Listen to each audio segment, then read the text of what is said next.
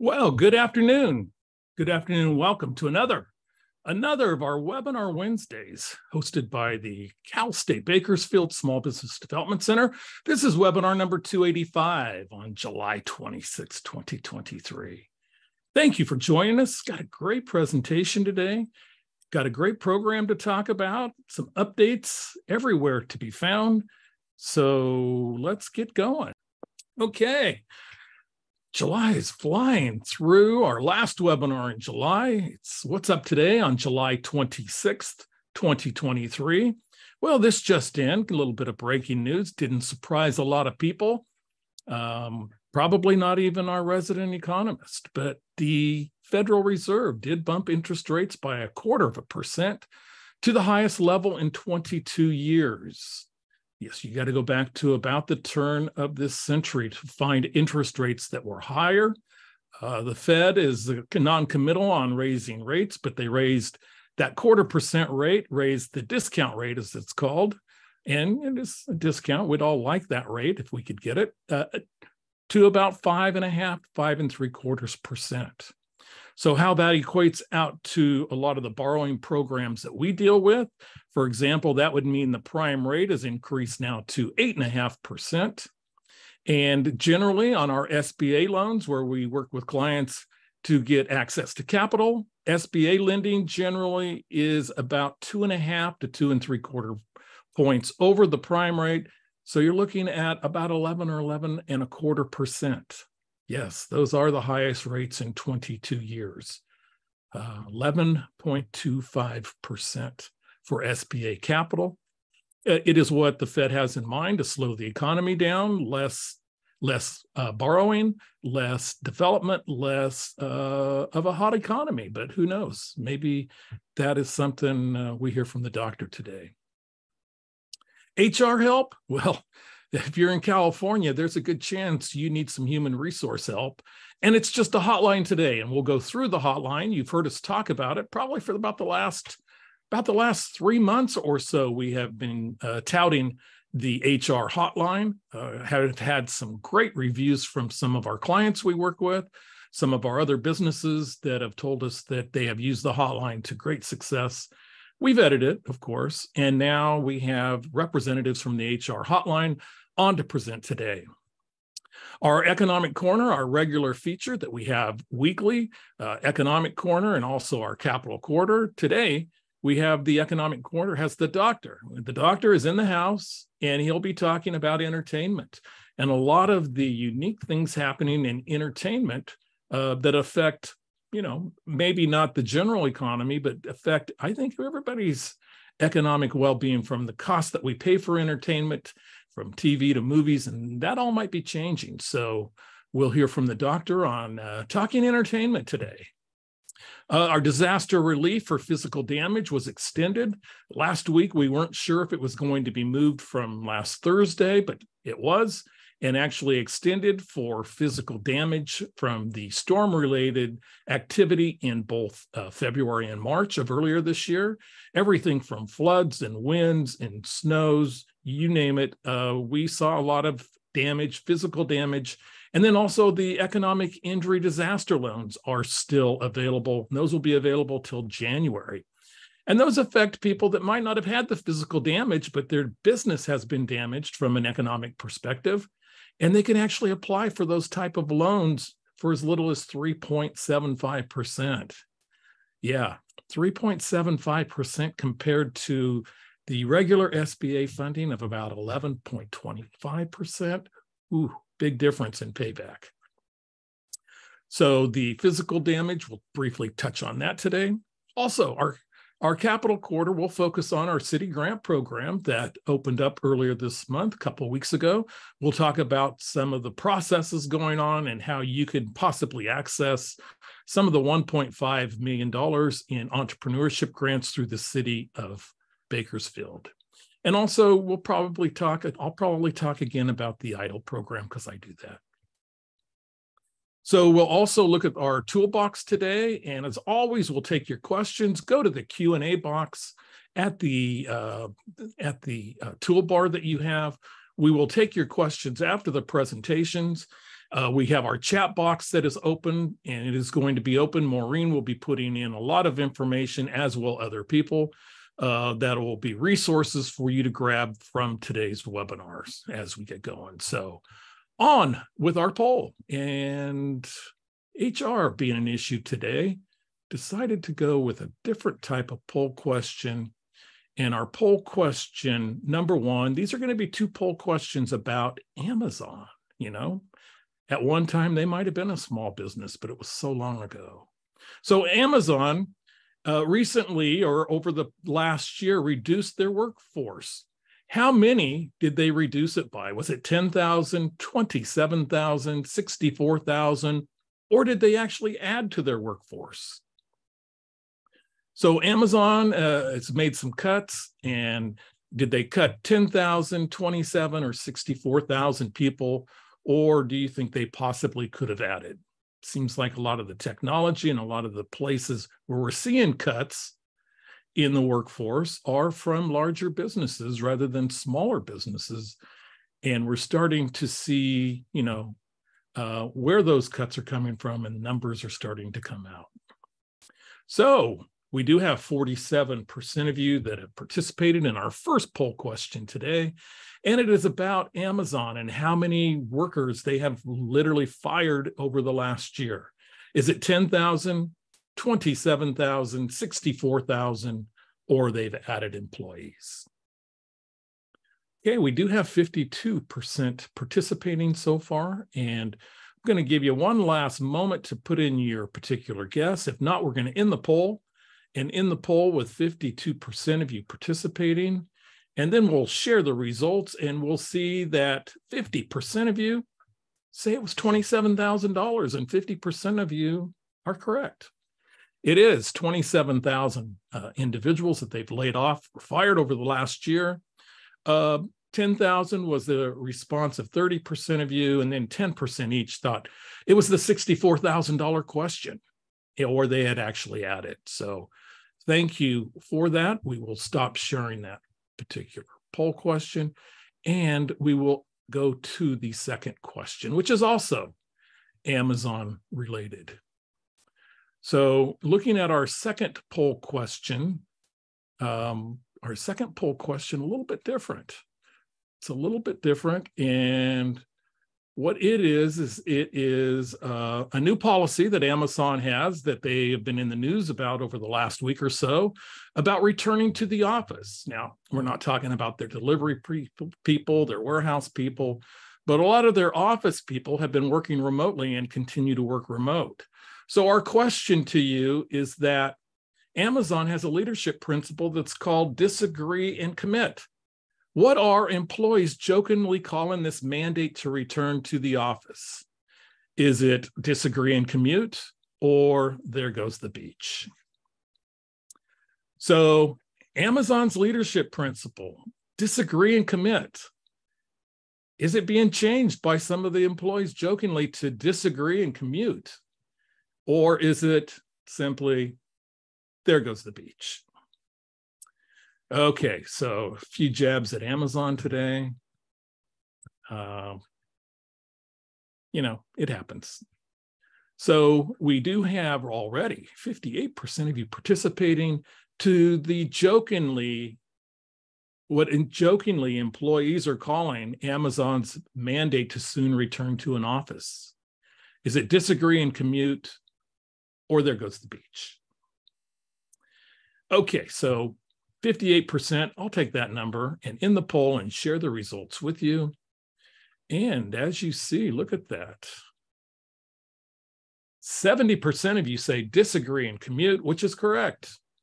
Instead of their leadership mandate or principle, which is disagree and commit, it's disagree and commute. So a lot of going on in the news with individuals and workforce and larger businesses still having a large workforce that is still working from remotely, working from home. So a little bit of fun there. So let's move along.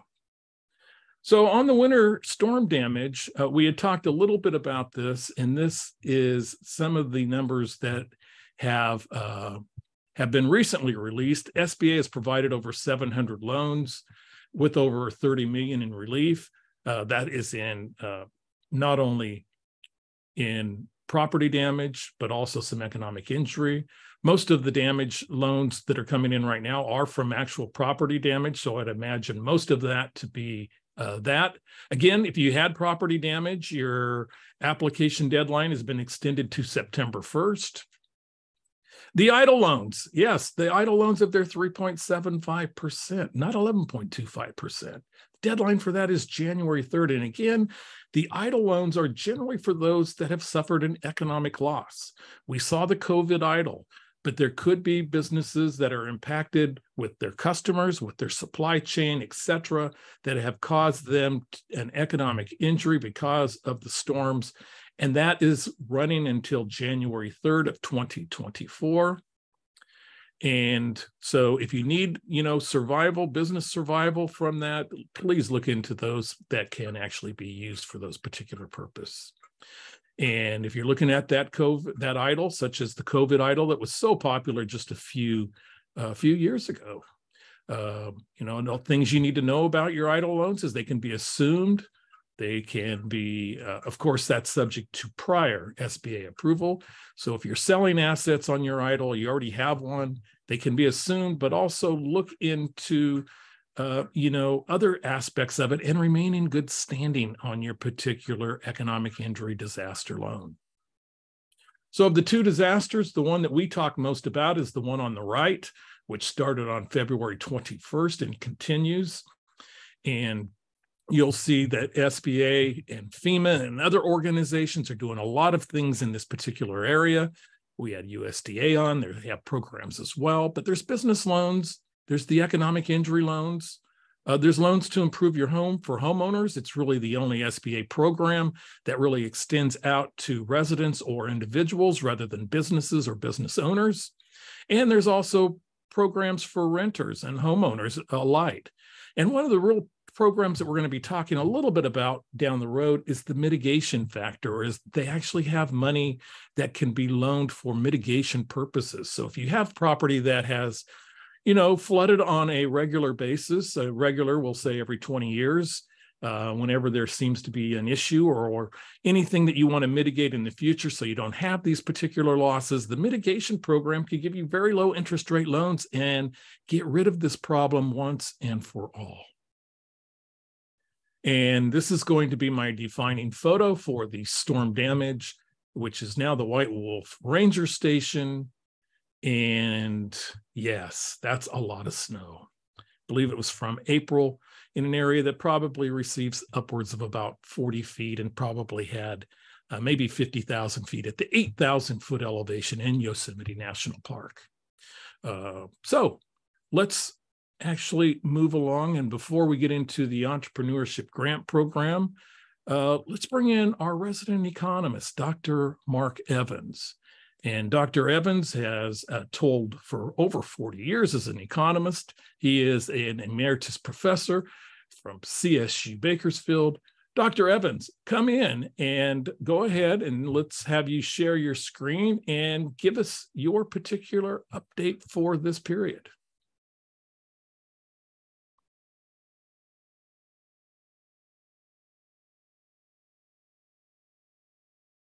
Okay, greetings everyone. Thanks for sharing your lunch hour with us today. In the 1940s, an economist named Joseph Schumpeter coined the phrase creative destruction. And what he meant by this is that whenever there's a new technology that comes along that creates new industries, new opportunities, it simultaneously destroys existing industries that it replaces, and it creates a lot of fallout. Well, we're certainly seeing signs of this summer in the movie industry, in the TV industry. So I thought I'd touch on a couple things going on there. First of all, if you're a DirecTV subscriber here in Bakersfield, you've noticed that since July 2nd, you can't get your NBC local station, KGET. And you're not alone. because if you're an NBC or a DirecTV subscriber in Fresno, you're not getting your NBC or your CBS station. If you're in LA, you're not getting CW. If you're in the Sacramento, Stockton, Modesto area or San Diego, you're not getting your local Fox affiliate station.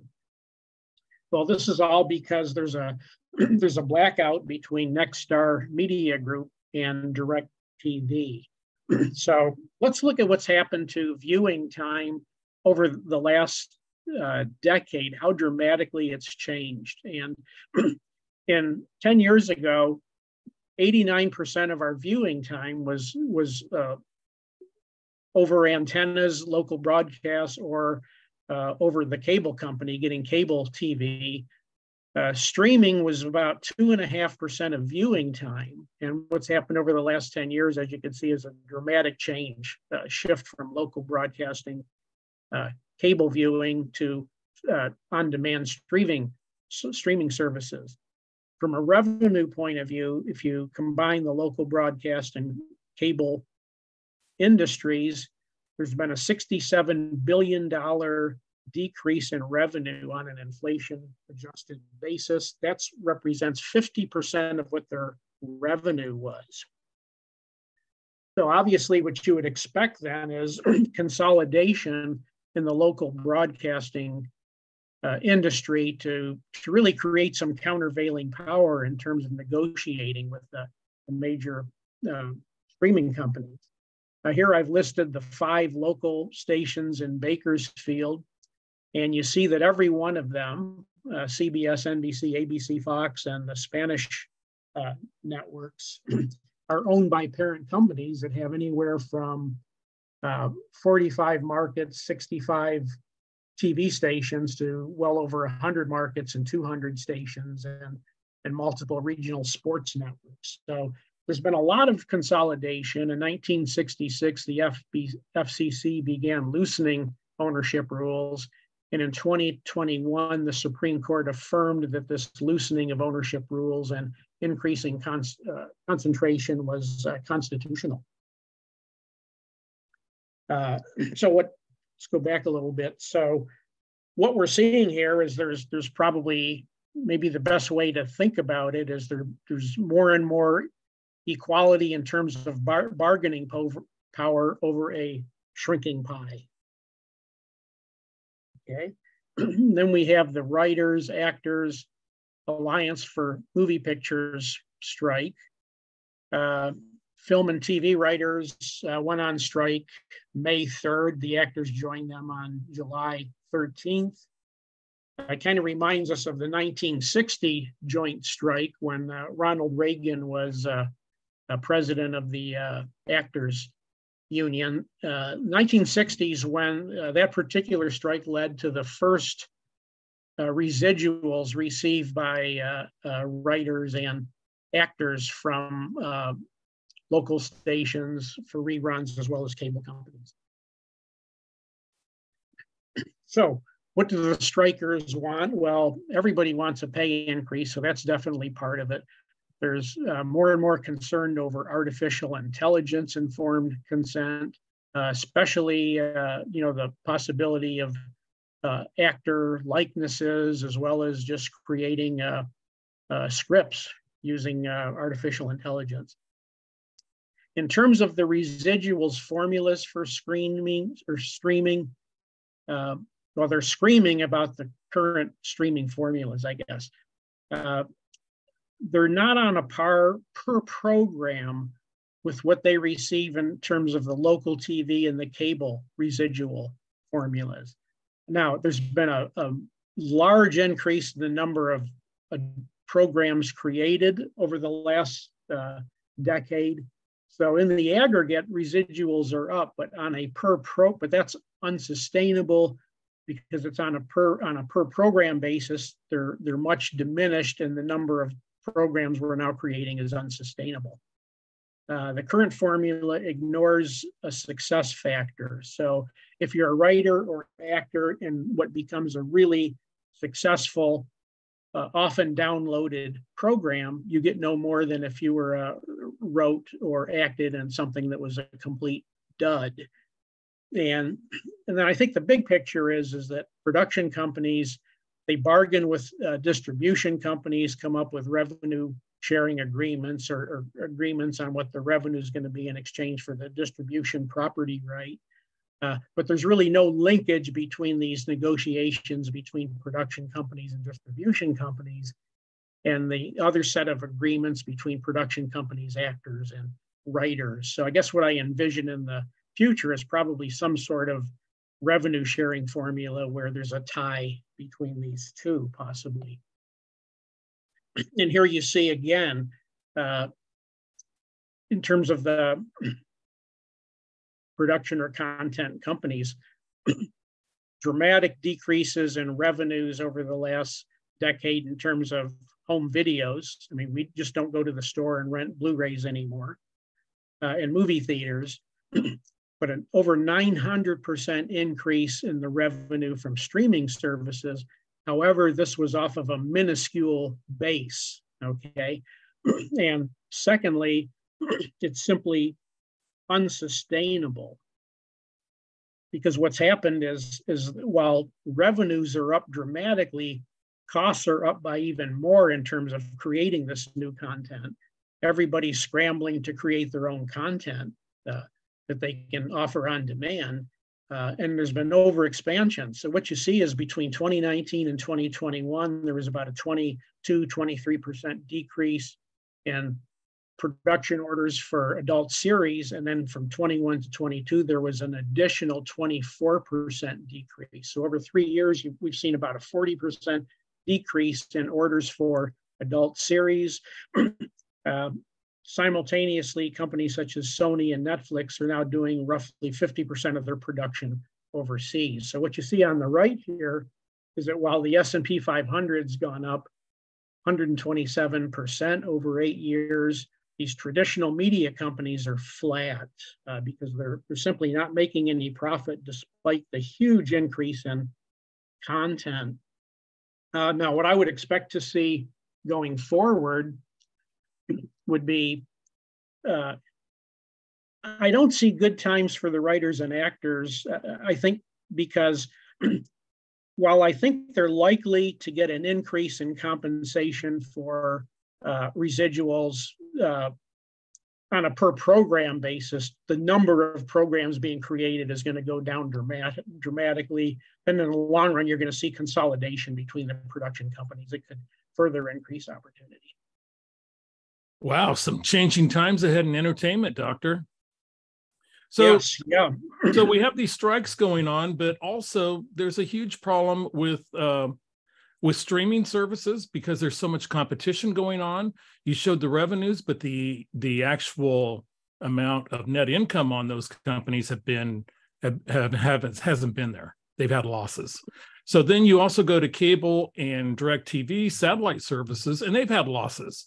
So it's going to be quite a shakedown what happens with both parties.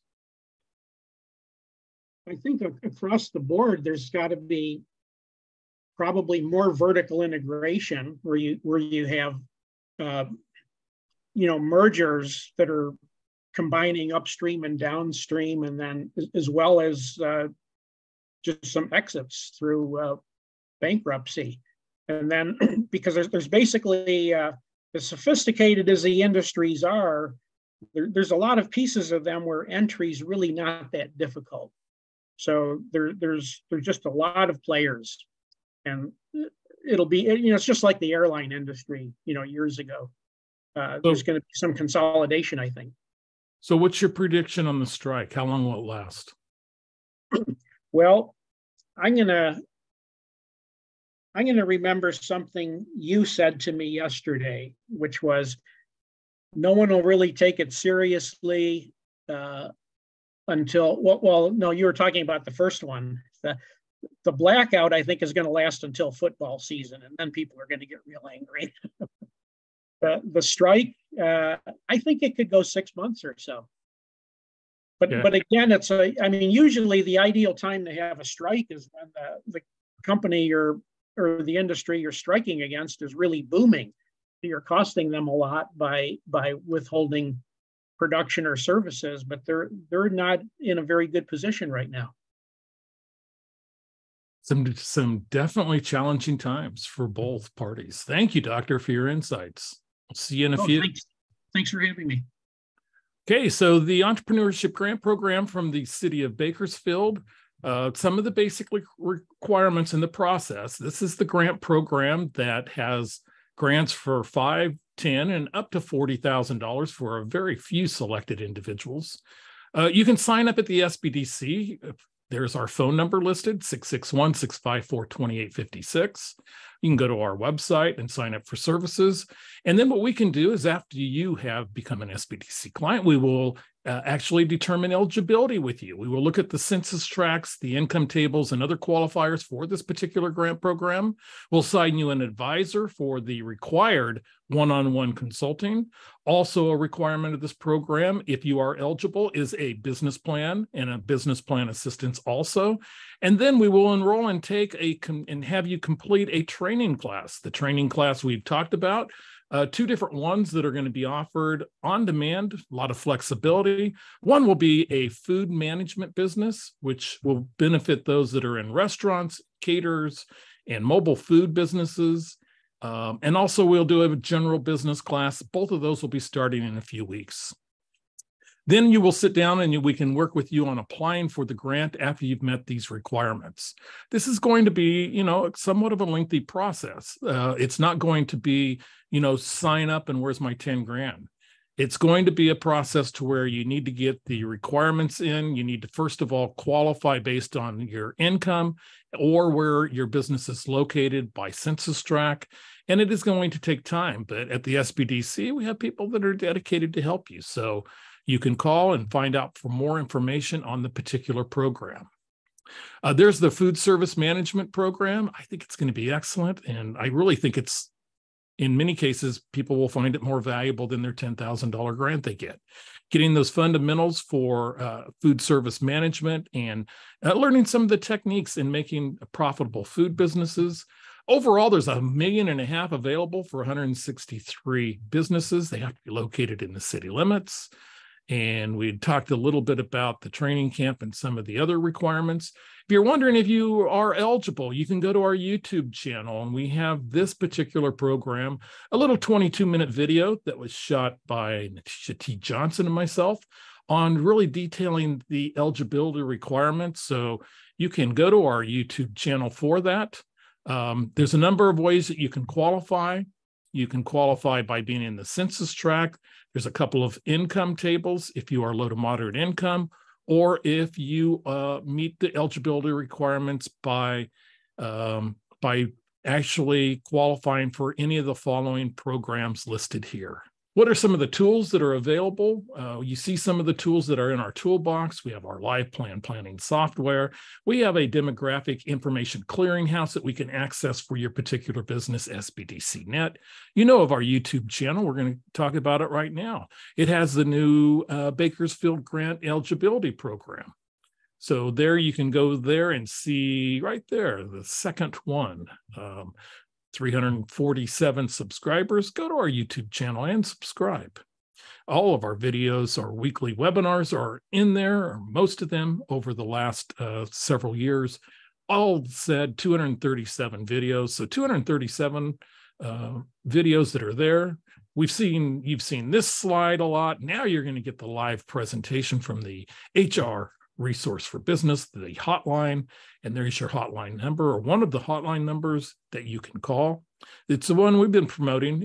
It could be, since it says Mother Load Job Training, the one for the Central Sierra, but that's the one that we have actually been promoting. So let's bring in our two guest speakers today. We're going to have Kim Gusman. First of all, she is the CEO and president of California horse in my throat, the Employers Association, California Employers Association, and as a generalist in HR. And as you see, received her BA degree, as I skim over this, from the University of Puget Sound. I wonder how many people mispronounce that. I think it's probably more more common, maybe farther east, when maybe away from Washington. She is a founding member of the Employers Association of America, meets regularly. So Kim is going to be our presenter, and our co-presenter is going to be Melody Correia. And she brings over 12 years experience with nonprofit membership associations, handles a lot of things, the business development aspect of it, and just leaving a little of this up why I bring you both in. Kim and Melody, it's great to be here and have you here with us today. Thank you for being here. Take it away. Thank you so much, Kelly. I'm Melody Correia. I'm a Director of Business Development here at California Employers Association. And as Kelly said, Kim Gusman, our President and CEO, is here as my wingman. She's also been here over 20 years, so she has been a part of our HR hotlines for different counties in California for over 16 years, when the first of its kind was ever first created. So she can shed some light on that for us, and she'll be giving some examples of some hotline calls for us in a little bit. So I'm going to go ahead and share my screen. Hopefully you guys can all see it. Please let me know if you cannot. So we offer a HR hotline to actually over 20 different counties in California. So the Central Valley Regional Hotline, that is the number I believe that you have on your flyer, Kelly, that you just showed, which is fine. The Central Valley Regional Hotline is actually seven different workforce development boards that banded together to provide this service to you and your surrounding counties. So I do understand, Kelly said there may be some employers on here from Monterey and San Luis Obispo. Good news, those are both counties that we also have HR hotlines in. So everyone in the meeting today hopefully has that wonderful resource, which I'm going to tell you a little more about.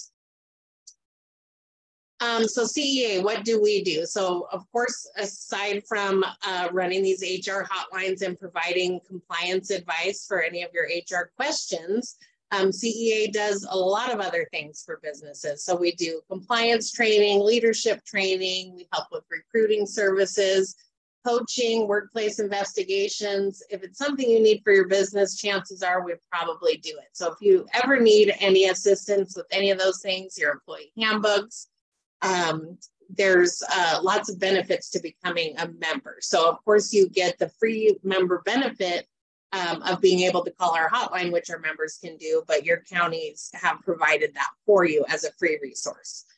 So if you need anything above and beyond those quick compliance calls, please feel free to reach out to us. Our number is listed here. I'll ask Kim if you can throw that in the chat too, as well as our email, in case you have questions that go beyond what we can answer for you on the hotline. So the Central Valley Regional Hotline and the other 7 individual hotlines launched in October 2021. So they've been operating since then. Merced was not involved in the beginning. They are included now in the new year. So there are 7 different boards, but 14 different counties that are included in those workforce development boards, which I will give you a review of in a moment. So the main goals for the hotline is simply to lighten the load for your employers and put those tax dollars to work. So these are the counties that are included in the Central Valley Regional HR hotline.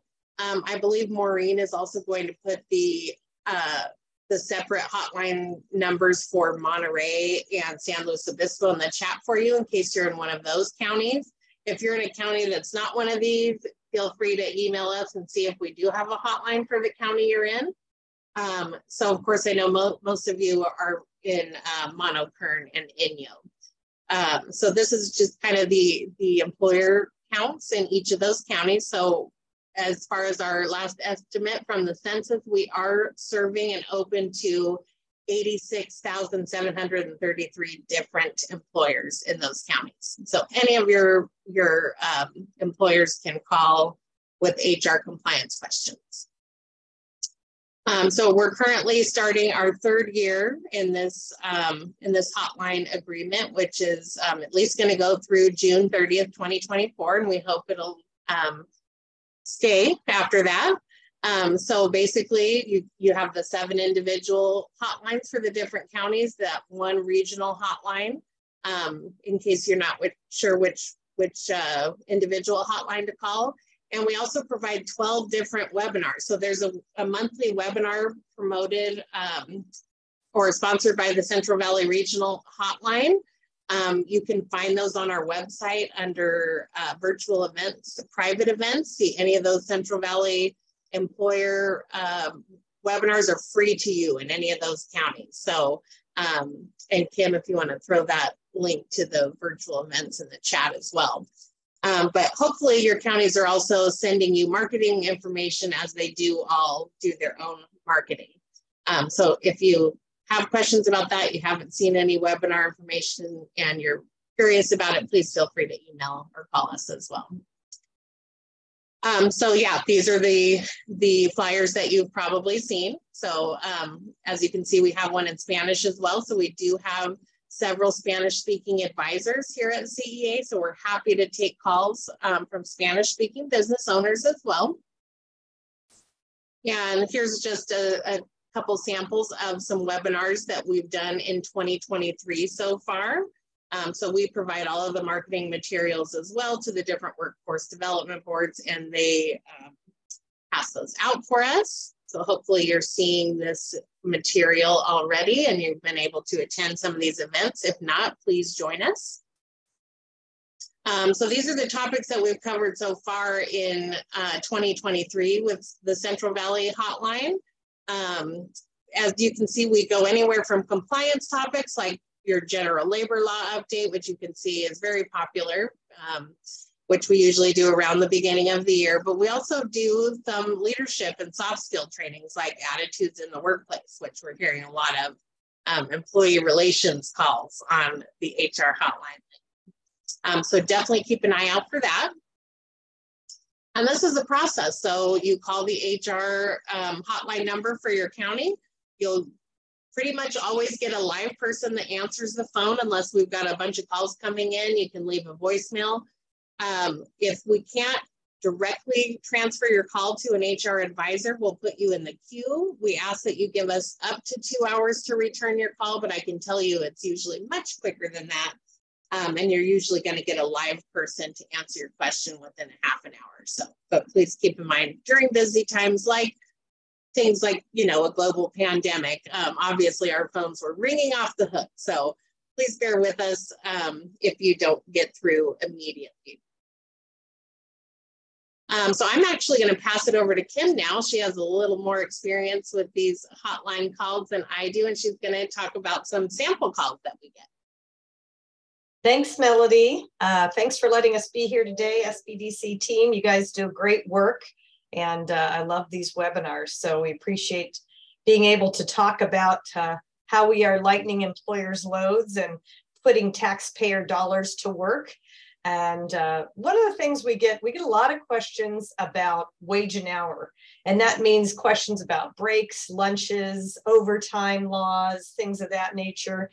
So here would be a sample question. Somebody might call in and they say, and we would answer it, we're live here from the Kern County HR hotline. How can we help you? And somebody might say, I've got 26 people here working for me. Some are hourly, some are salaried. Is there a new minimum wage? And what about minimum wage and salaried employees? And we would, again, take that call live. We'd patch you through to our HR advisor and we'd tell you the answer to that question. And the answer is yes. In January, there was a brand new state minimum wage that went up to $15.50 an hour. And that's for hourly people are people who get paid for each hour they work. And if they work more than 8 hours in a day, they get paid overtime. If they work more than 12 hours in a day, they get double time, except for maybe if they're in a union agreement and have some other certain collective bargaining agreements that would keep them out of that, or if they're an exclusion due to the type of work they're in, like maybe medical. But by and large, yes, there was a minimum wage increase on January 1. And then we'd explain to them when it comes to salaried people are paid for the skill set they bring to the job, not by the hour. And therefore, what we use is you have to pay anybody who's salaried a minimum of 2 times the state wage, which is $15.50, times 2,080 hours in a year. And that calculation is because 2,080 hours in a year is a full-time working hours in 52 weeks in a year. So if you have any salaried people as of January 1st, you had to give them a raise or make sure they were earning at least $64,480 in their annual salary. Otherwise, you have to give them an increase or you have to make them be an hourly person. So we will answer a question, but then we're also going to talk with the caller about, so tell us more about your situation, and we'll talk that through with them. And the other thing that's really interesting is, even though this is the state minimum wage, there are 40 different cities and counties within the state of California that pay more than $15.50 an hour to their hourly workers, but that does not change the salary rate for any of those counties. So that's a typical question we get.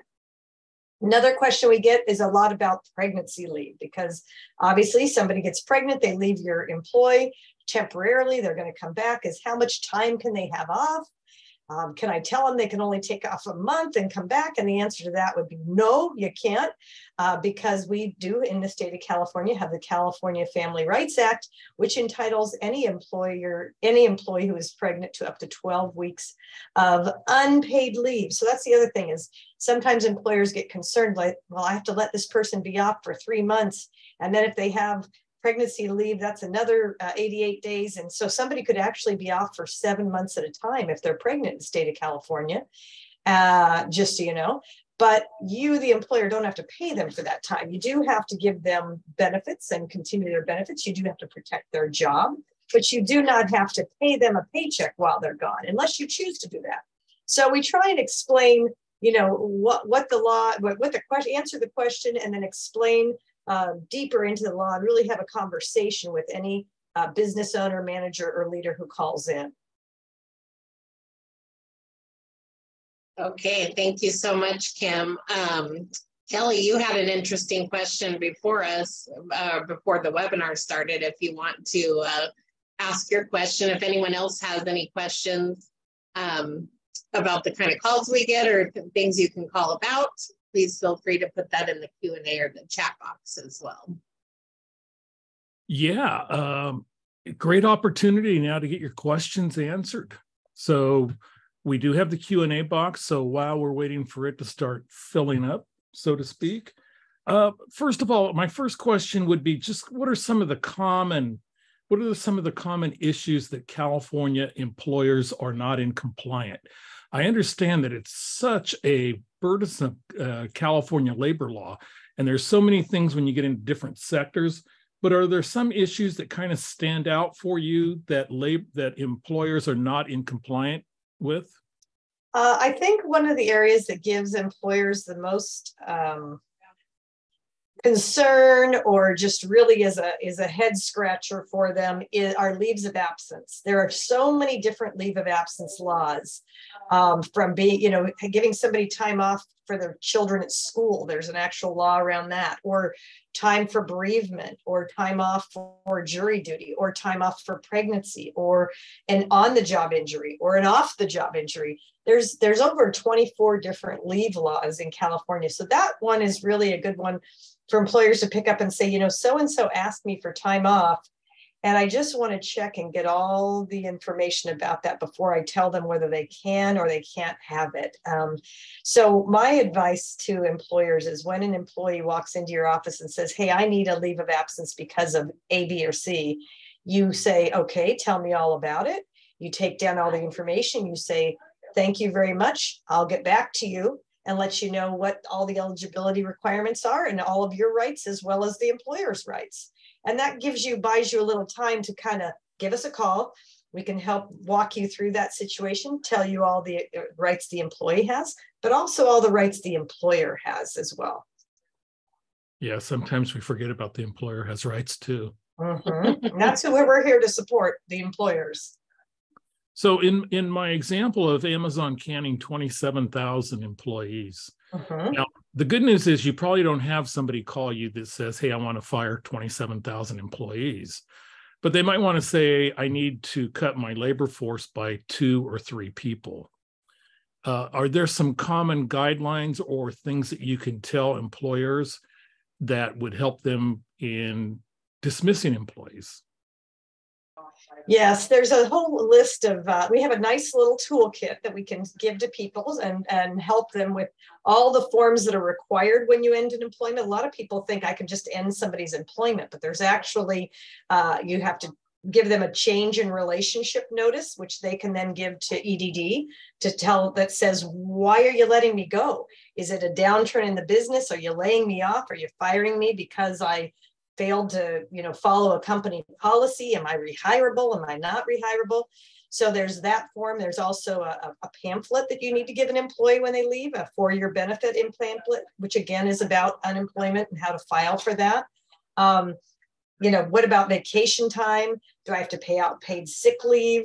Things like that. There's a variety of things. So we definitely can help walk somebody through all of the little things they need to do. And we also ask people sometimes, things like, did this person recently file a harassment claim? Because if they did, this might not be the best time to let them go. Or did they just file an injury claim? Did they just get injured on the job like last week and now you're letting them go? Even if you were always going to let them go, that could look really suspicious and open you up to a lawsuit. So we're here to protect employers, keep them out of court, and avoid that risk and that liability of a lawsuit.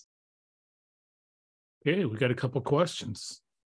Let's start with this one. If you have a job posting that says it will be open until, say, August 31st, but you find your person that you want to hire sooner, do you have to hold it open until August 31st?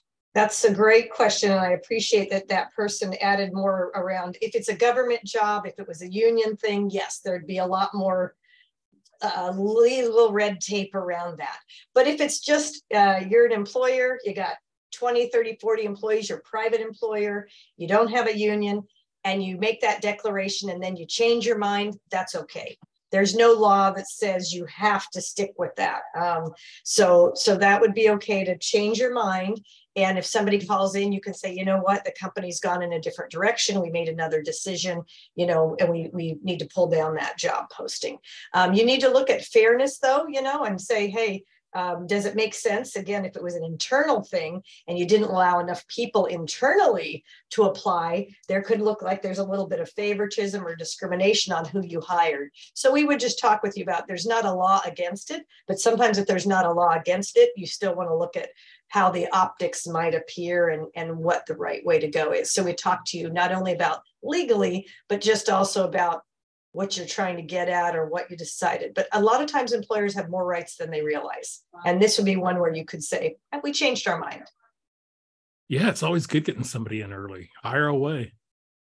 One of the things going on the quirky side of myself, what are some of the kind of unusual or different type of questions or strangely unique kind of things that you might see at times or hear of, or that might even be true? That's the best part of it.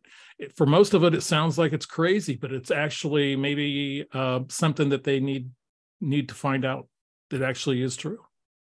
We had a funny question that I had to look up and talk to an attorney about to give answers on, which was, we had a question from a dentist who called in and said, my dental hygienist doesn't like wearing a bra. And so she's leaning over patients and she's really showing way more than we'd like her to show, and maybe more than the clients are comfortable with. And we want to require her to wear a bra at work. Can we do that? Can we make her wear, a bra? And also she kind of wears scrubs sometimes, and I think she's not wearing underwear. So can we have her wear underwear and a bra? And that was the first time I'd had that question. This was a while ago, years ago. And I had to talk with our counsel and do some research. And the answer, might surprise you, was no, you can't require that. But again, like I said, we talk about the whole answer, which is no, you can't say, Kim, you need to wear a bra and underwear to work. But you can say, Kim, we're a place of business and you cannot be showing skin that might be offensive to other people. And therefore, we need you to wear underclothes of any choice, your choice, under your scrubs, so that you are not offending any other employees or offending other customers here. So in other words, we were able in that case to say, you get to choose, the employee gets to choose how they cover up, but you need to cover up. It's not okay to have that cleavage showing, or be able to see through your pants or something like that. So we do get some crazy things about animals in the workplace, and fights at work, and just a lot of crazy things. So it's never a dull moment here. Yeah, sometimes you just don't know you have a question until something arises, and so CEA is a great place to call when that happens. Yeah, that was definitely cringeworthy. I could definitely, in my position, see, my advice to that would be you defer it to a female leader in the business and let them handle it. But it's oftentimes hard to do with that, Dennis. So last chance to get your questions in. It's the California Hotline live right now on Webinar Wednesday. So you got something to share, Melody? Yeah, just these last couple slides here.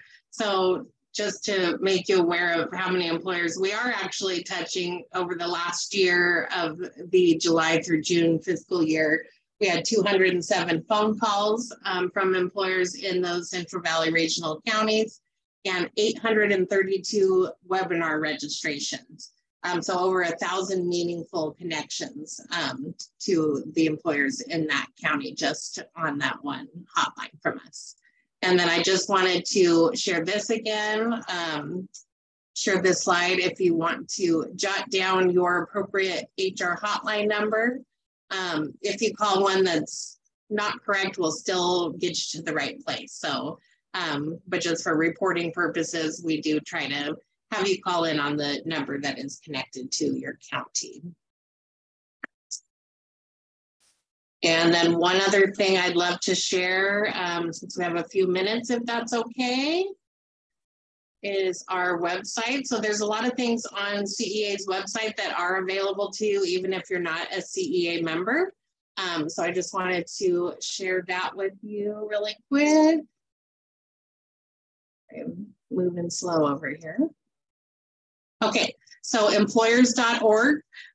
So you can visit this tab here. As you can see, we have HR forms, toolkits. Toolkits are only open to CEA members, which we do have a membership plan for as low as $99 a month, which gives you access to all of the things on our website. But if you're not a member, as you can see, I'm not logged in here.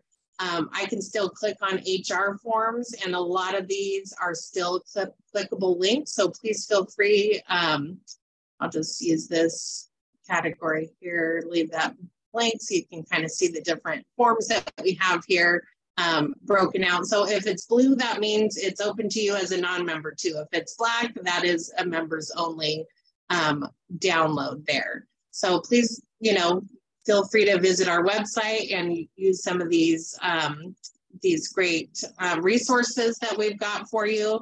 And of course, if you are interested in going a little above and beyond, our membership plans are located here. And of course, we shared our phone number and our email. So please feel free to reach out if a question pops up afterwards that you weren't able to ask today. Well, fantastic stuff. And thank you for having such a valuable program for employers here in California. More people do need to find out about this. So thank you for coming on today. Great stuff. For having us. Really appreciate it.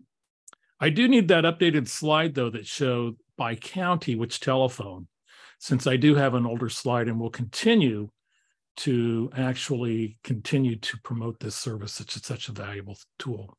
And thank you for allowing me to throw you questions at the top of my head. I know oftentimes they seem scripted, but no, Webinar Wednesday does not script questions. So thank you so much.